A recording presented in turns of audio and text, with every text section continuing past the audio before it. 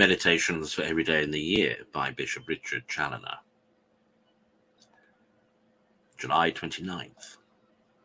Some other considerations on hell.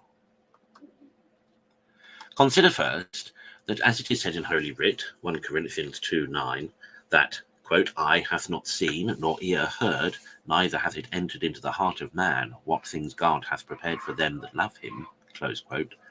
So we may also say with truth that neither eye hath seen nor ear heard, neither hath it entered into the heart of any mortal to conceive what dreadful torments are prepared in hell for obstinate sinners that wilfully die enemies of God. The Almighty is infinite in all his attributes, as in his power, wisdom, goodness, etc., so in his avenging justice too.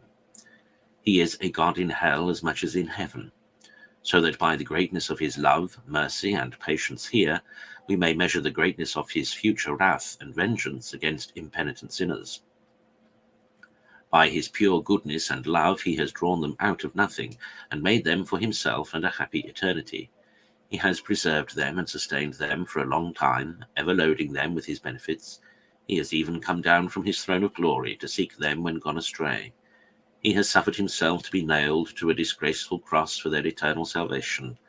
He has frequently delivered them from the dangers to which they were daily exposed, has patiently borne with their repeated insolence and treasons, still graciously inviting them to return to him by repentance, and still offering them his mercy and all good, both for time and eternity.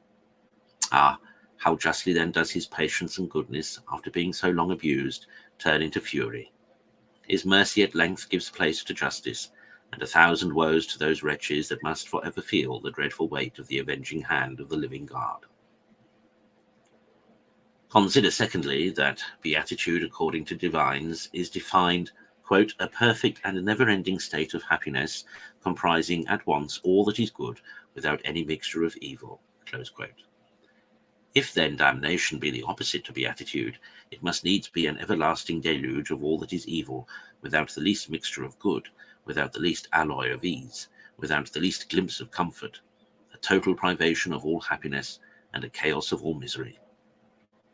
Consider, thirdly, that the misery of the damned is unchangeable, because they carry with them out of this world the enormous guilt of mortal sin, an infinite debt of which they can never discharge the least part, and dreadful poison which has tainted and corrupted their whole souls, for which there is now no medicine, a dismal stain which has penetrated them through and never can be effaced, which is even proof against all the flames of hell which it continually nourishes, and all the gnawings of the never-dying worm which eternally preys upon it. For as there is no remission of sins in hell, the whole guilt remains unchangeable in the soul, with all the debt and all the stain, and consequently calls without ceasing for all the wrath of God's avenging justice, which cannot but eternally hate and eternally punish everlasting sin. Oh, how true it is that this dreadful evil of mortal sin is the very worst of all the ingredients of eternal damnation, and the source and cause of all the rest. Conclude ever to detest and fly from this monster, sin, which is thus odious to thy God and pernicious to thy soul, and thou shalt have no need to apprehend eternal damnation.